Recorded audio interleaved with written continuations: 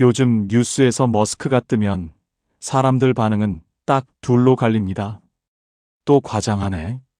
근데 이상하게 맞을 때가 있더라. 그런데 진짜 무서운 건 그의 말이 자극적이라서가 아닙니다. 그 말이 미래의 구조를 통째로 바꾸는 방향으로 꽂혀 있기 때문입니다. 생각해 보세요. 우리가 평생 붙잡고 살던 세 가지가 있습니다. 돈, 일, 그리고 내 존재의 이유. 그런데 머스크는 이걸 한 문장으로 흔듭니다. 미래엔 돈 걱정이 의미 없어질 수 있다. 처음 들으면 달콤합니다. 하지만 두 번째로 들으면 등골이 서늘해집니다. 돈이 필요 없어지는 세상은 반대로 말하면 사람이 필요 없어지는 세상일 수도 있으니까요. AI가 보고서를 쓰고 로봇이 공장을 돌리고 수술까지 기계가 더 잘하게 되는 순간 우리는 질문 하나 앞에 서게 됩니다. 그럼 나는 뭘로 살아야 하지? 오늘은 그 질문을 피해가지 않겠습니다. 돈 걱정 없는 보편적 고소득이라는 유토피아가 왜 어떤 사람에게는 희망이 아니라 공포로 들리는지 구독과 좋아요로 함께 해주시면 그 폭풍이 오기 전에 우리가 잡아야 할 손잡이가 무엇인지 지금부터 바로 시작하겠습니다. 1장. 우리 모두가 착각하는 풍요의 정의. 질문 하나 드리겠습니다. 내일 아침 눈을 떴는데 세상이 이렇게 바뀌어 있으면 어떨까요? 편의점 라면이 50원, 전기요금이 한 달 500원, 병원비가 진료 한 번에 1000원. 지금 같으면 이게 천국이지 싶겠죠? 그런데 진짜 현실감 있게 한 번만 더 들어가 보겠습니다. 라면이 50원이 된 날, 월급도 같이 바뀝니다. 회사 사장이 이렇게 말하는 겁니다. 이제 보고서, 기획서, 고객 응대 AI가 합니다. 인건비 줄여야겠어요. 그리고 월급이 반토막이 납니다. 처음엔 그래도 괜찮아 보입니다. 물가가 내려갔으니까요. 문제는 여기서부터입니다. 라면은 50원이 됐는데 월세는 그대로라면요? 라면은 50원이 됐는데 대출이자는 그대로라면요?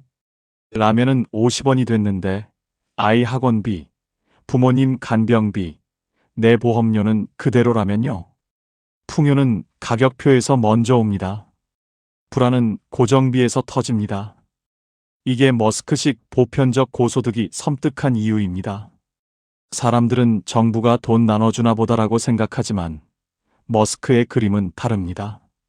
돈이 늘어서가 아니라 가격이 무너져서 고소득처럼 느껴지는 구매력이 생긴다는 거죠. 즉, 월급이 올라서 풍요로운 게 아니라 내 노동의 값이 0으로 떨어져도 물건이 싸지니까 살만해 보이는 상태가 되는 겁니다. 겉으로는 유토피아처럼 보입니다. 하지만 그때 사람들은 이런 질문을 하게 됩니다. 내가 이래서 번 돈이 아니라면 그럼 나는 왜 아침에 일어나지? 여기서부터 풍요는 축복이 아니라 시험이 됩니다. 살아가는 비용은 내려가는데 살아갈 이유가 흔들리기 시작하니까요. 그래서 머스크는 같은 입으로 이렇게 덧붙입니다. 풍요는 오는데 불안도 같이 온다. 이 말이 과장이 아니라면 진짜 공포는 돈이 없어지는 미래가 아닙니다. 돈의 의미가 바뀌는 속도를 우리의 삶이 따라가지 못하는 그 전환기. 바로 그때가 가장 위험한 구간입니다. 2장. 풍요가 오는데 왜 불안이 커질까? 우리는 늘 이렇게 믿어왔습니다. 먹을 게 많아지면 마음이 놓이고, 병원이 좋아지면 오래 살 것 같고, 교육이 보편화되면 사회가 더 단단해진다. 그런데 머스크는 그 믿음을 정면으로 뒤집습니다. 풍요가 커질수록 불안이 커질 수 있다. 이 말을 피부로 느끼려면 아주 현실적인 장면 하나만 떠올리면 됩니다. 아침에 출근했는데 회사 메신저에 공지가 떠 있습니다. AI 자동화 도입으로 일부 업무가 통합됩니다. 이번 분기부터 인력 재배치가 진행됩니다. 처음엔 다들 대수롭지 않게 넘깁니다. 우리 부서는 아니겠지. 그런데 오후에 1명, 2명 회의실로 불려 들어갑니다. 그리고 돌아오는 말은 똑같습니다. 능력이 부족해서가 아닙니다. 이제는 사람이 할 이유가 없어졌습니다. 이게 무슨 느낌인지 아십니까? 해고가 아니라 삭제입니다. 내가 실수한 게 아니라 내가 필요 없어지는 겁니다. 여기서 불안은 돈에서 시작되지 않습니다. 불안은 예측이 무너질 때 시작됩니다. 내일도 월급이 들어올지 모르겠다. 내 경력이 10년이든 20년이든 한 번의 구식이 될 수 있다. 내가 평생 해온 일이 AI가 3초면 하는 일로 바뀐다. 그 순간부터 사람은 물가가 싸져도 안심하지 못합니다. 라면이 50원이든 5원이든 마음은 오히려 더 바빠집니다. 왜냐하면 생활비보다 더 큰 게 흔들리니까요.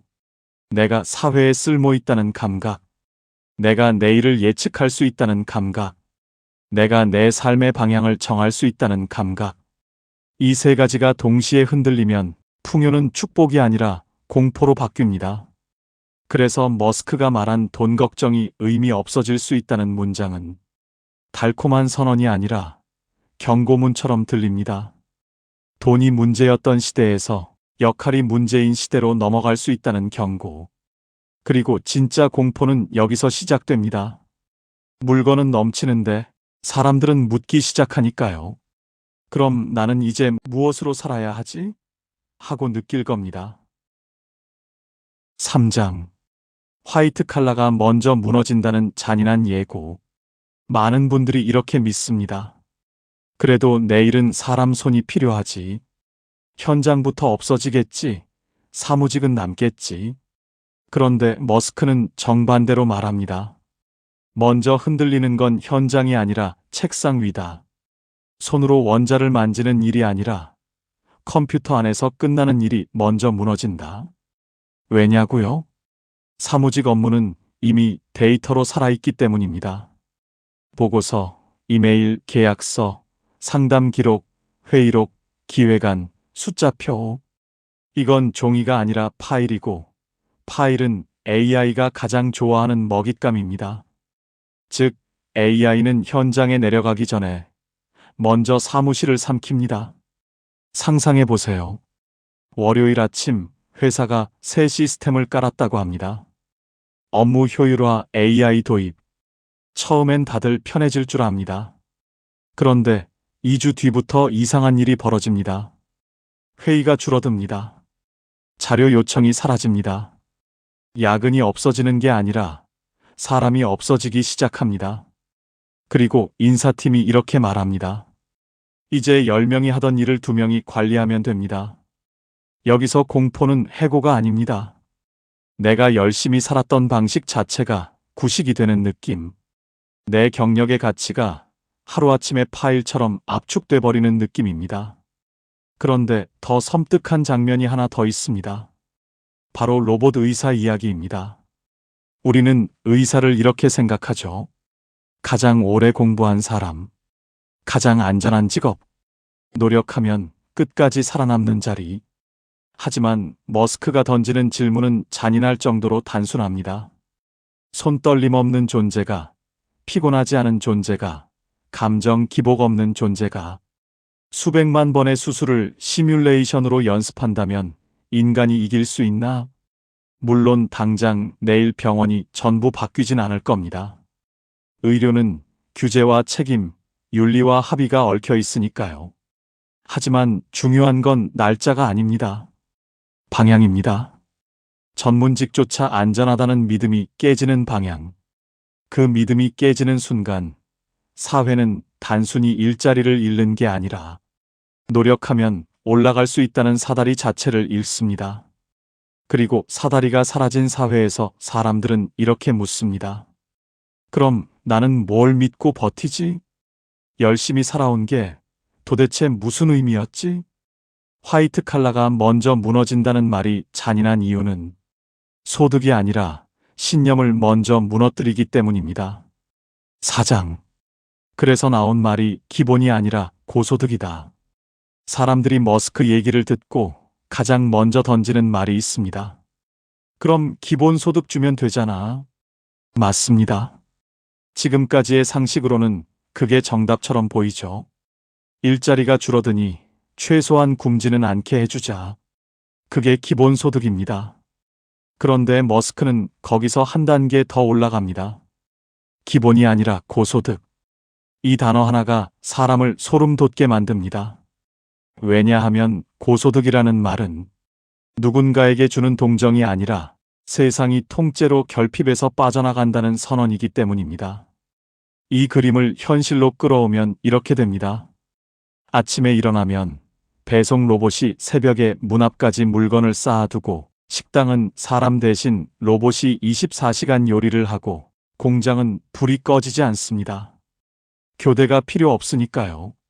청소, 물류, 조립, 검사, 운전, 사람이 하던 몸으로 하는 노동이 대규모로 로봇에게 넘어갑니다. 여기서 핵심은 AI가 아니라 몸입니다. AI가 아무리 똑똑해도 집을 짓고, 음식을 만들고, 물건을 옮기고, 돌봄을 하고, 현장을 움직이려면 팔과 다리, 손가락이 있어야 합니다. 그래서 머스크의 세계에서 휴머노이드는 단순한 기계가 아니라 경제 시스템을 돌리는 엔진이 됩니다. 로봇이 일을 하고, 로봇이 로봇을 만들고, 그 속도가 빨라질수록 생산량은 폭발합니다. 생산량이 폭발하면 가격은 무너집니다. 가격이 무너지면 같은 월급으로도 더 많은 걸 살 수 있습니다. 그래서 돈이 늘지 않아도 고소득처럼 느껴지는 구매력이 생긴다. 이게 머스크가 말하는 보편적 고소득의 뼈대입니다. 여기까지 들으면 마음이 흔들립니다. 진짜 그런 시대 오면 얼마나 좋을까? 그런데 바로 그 순간 현실적인 질문이 목을 조여옵니다. 라면 값이 50원이 되어도 내 대출은 3억 그대로인데? 전기요금이 500원이 되어도 내 월세는 그대로인데? 물건 값이 무너지는데 집값은 정말 같이 무너질까? 그리고 결정적으로 그 로봇과 AI는 대체 누구의 것인가? 이 질문이 나오기 시작하면 고소득이라는 단어는 갑자기 칼날로 바뀝니다. 풍요는 올 수 있습니다. 하지만 먼저 올 수 있는 건 풍요가 아니라 격차입니다. 가격이 무너지는 속도보다 내 삶의 고정비가 버티는 속도가 느리면 그 사이의 과도기는 잔인해집니다. 그래서 머스크의 말이 섬뜩한 겁니다. 최종 목적지는 천국처럼 보이는데 거기까지 가는 길이 지옥일 수 있으니까요. 그리고 그 길의 초입에서 우리는 결국 같은 질문을 하게 됩니다. 고소득 시대가 온다는데 그 고소득은 정말 내 차례가 맞나? 5장. 진짜 절벽은 전환기다. 가장 위험한 순간은 새 시대가 완성된 뒤가 아닙니다. 새 시대가 막 들어오는데 기존 규칙은 아직 그대로인 그 사이. 그 틈이 진짜 절벽입니다. 상상해 보세요. 어느 날부터 회사들은 AI 전환이라는 말을 아주 자연스럽게 씁니다. 처음엔 업무가 편해질 것 같죠? 그런데 어느 순간부터 분위기가 바뀝니다. 야근이 줄어드는 게 아니라 팀이 줄어듭니다. 보고서가 빨라지는 게 아니라 사람이 빠집니다. 그리고 인사팀이 이렇게 말합니다. 이번은 구조 조정이 아니라 구조 개편입니다. 일이 줄어서가 아니라 방식이 바뀌어서입니다. 이게 전환기의 잔인함입니다. 불황처럼 잠깐이 아닙니다. 회복을 기다릴 수 있는 문제가 아닙니다. 판 자체가 바뀌는 겁니다. 그런데 더 무서운 건 사회 안전망은 그 속도를 따라가지 못한다는 겁니다. 일자리는 빠르게 줄어드는데 제도는 느리게 움직입니다. 새 기술의 혜택은 먼저 가진 사람에게 쏠리고 대부분의 사람은 아직은 아니겠지 하다가 어느 날 갑자기 벼랑 끝에 서게 됩니다. 이때 사람들은 두 가지 목소리에 흔들립니다. 하나는 희망입니다. 어차피 곧 풍요의 시대가 온다잖아. 미래엔 돈이 필요 없어진다잖아. 다른 하나는 현실입니다. 월세는 다음 달에도 나가야 합니다. 대출 이자는 이번 달에도 찍힙니다. 아이 학비, 부모님 병원비, 보험료는 오늘도 고정입니다. 전환기란 가격이 무너지기 전에 고정비가 먼저 나를 잡아먹는 구간입니다. 라면이 싸져도 내 삶의 무게는 그대로인 구간이죠. 그래서 미래엔 저축이 무의미해질 수 있다는 말은 어떤 사람에게는 달콤한 마취제처럼 들립니다. 지금의 불안을 잠깐 잊게 해주니까요. 하지만 마취가 풀리는 순간 현실은 더 날카롭게 돌아옵니다. 우리는 여기서 냉정하게 선을 그어야 합니다. 돈의 의미가 언젠가 바뀔 수 있다. 그렇다고 해서 내가 오늘 준비를 멈춰도 된다는 뜻은 아니다. 미래의 제도가 어떻게 바뀌든 당장 내 통장에 찍히는 돈은 내가 책임져야 합니다. 당장 내 가족의 생활비도 내가 책임져야 합니다. 그러니까 머스크의 메시지를 이렇게 읽어야 합니다. 준비하지 마라가 아니라 준비의 방식이 바뀐다.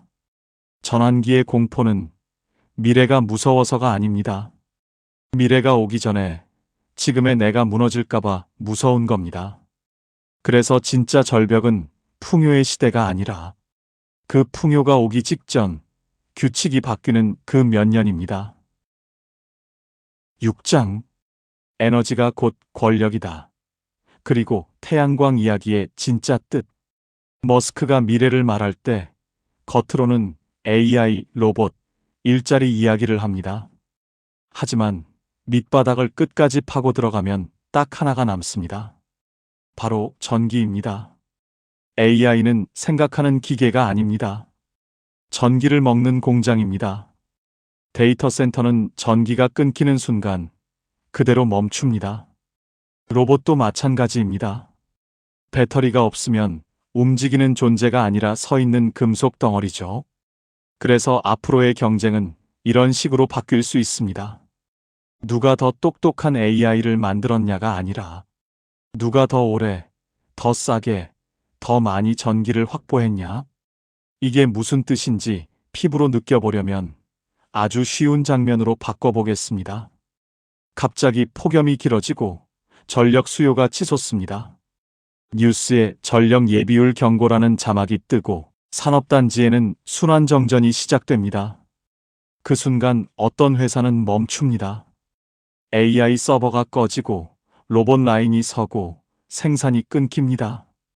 그런데 어떤 회사는 멀쩡합니다.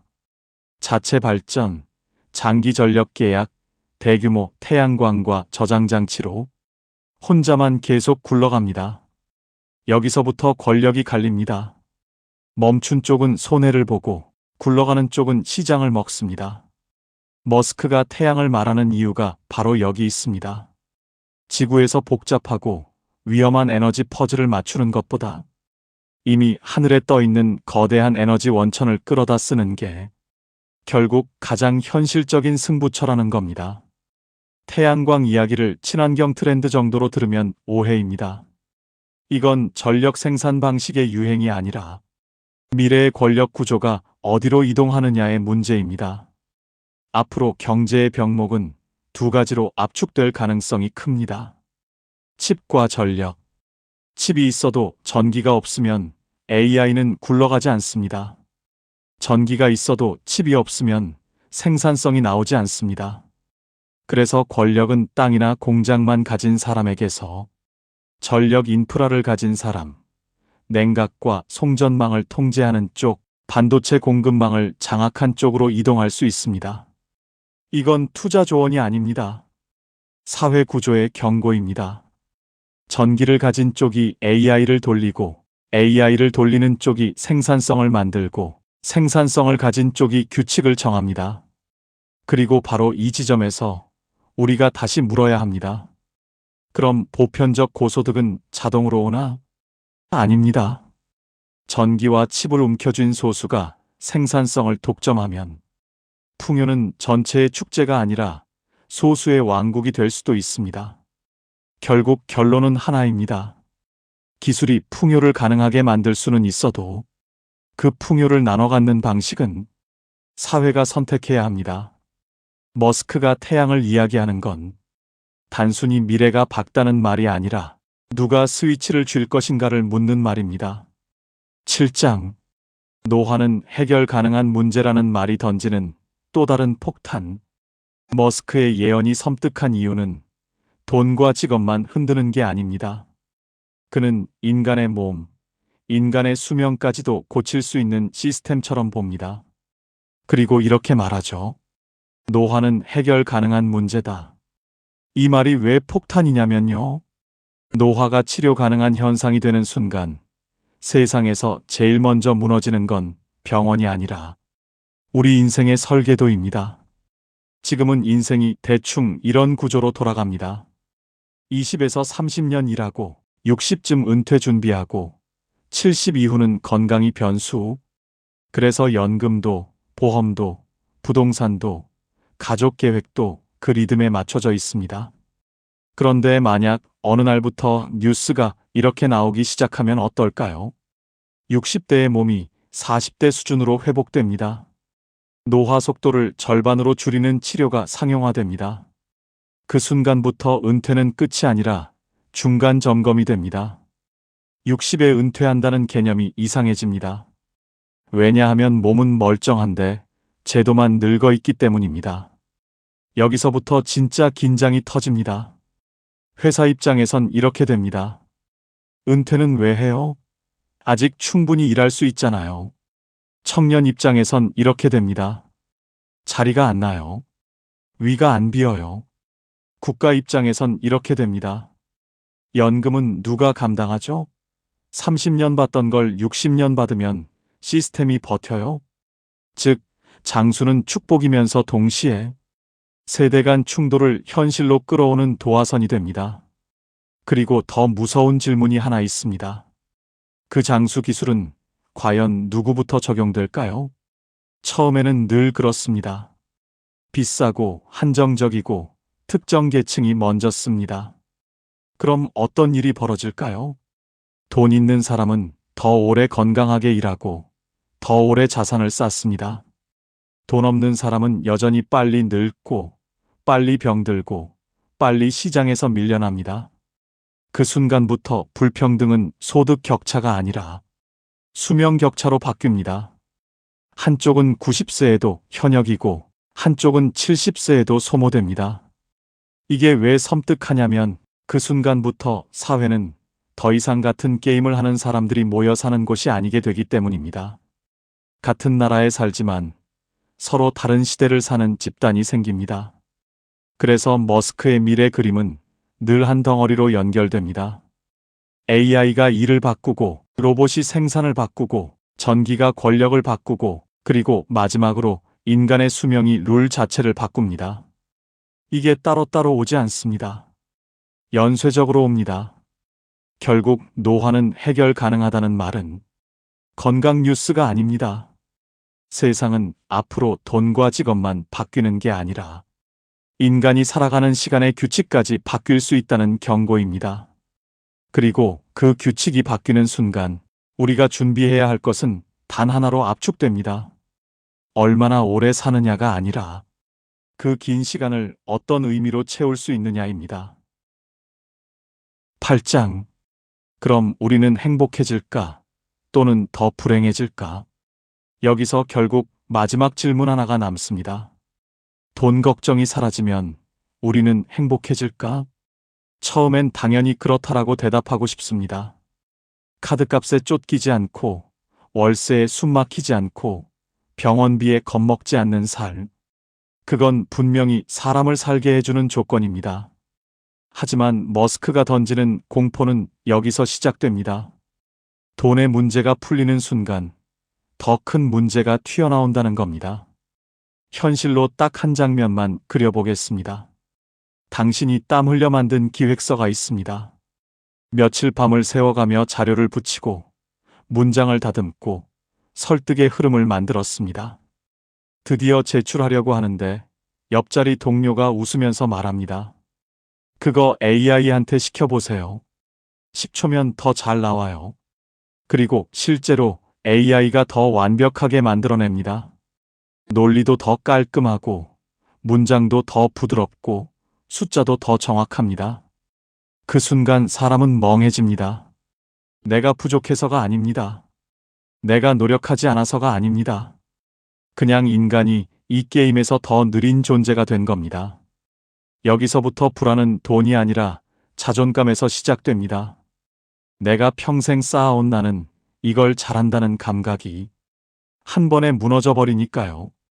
그리고 그 다음 단계는 더 섬뜩합니다.